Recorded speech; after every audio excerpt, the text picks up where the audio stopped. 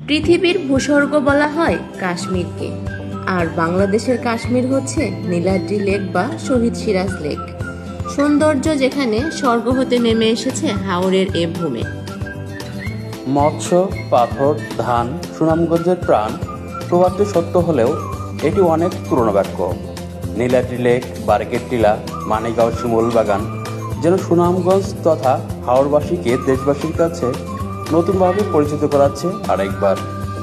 সুনামগঞ্জ জেলার তাহিরপুর উপজেলার উত্তর সীমান্তবর্তী উত্তর শ্রীপুর ইউনিয়নের টেকেরঘাট নামক স্থানে আজকে নীলাদ্রি লেকের অবস্থান।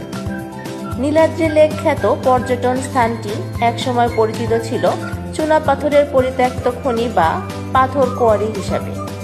বিভিন্ন মিডিয়া ঘেটে যদ্দূর জানতে পারি 1940 সালে সুনামগঞ্জের ছাতক উপজেলায় নির্মাণ করা হয় আসাম বাংলা সিমেন্ট ফ্যাক্টরি। ভারতের মেঘালয় পাথর থেকে চুনাপাথর সংগ্রহ করে এর চাহিদা মেটানো হতো।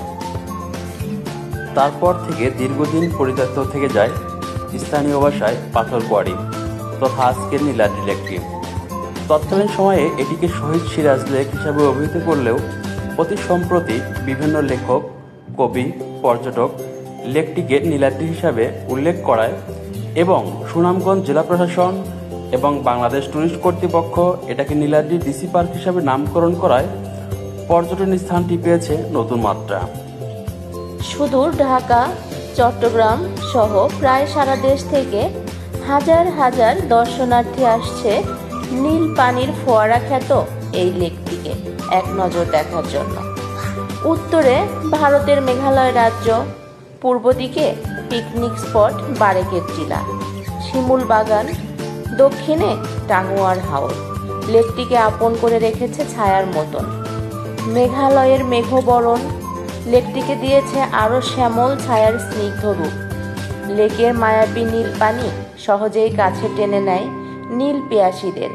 উত্তরে দাঁড়িয়ে রয়েছে আকাশচুম্বী পাহাড় ও তার পাথর শিলারা, তারাও দেখছে লেকের সৌন্দর্য মুগ্ধ হয়ে।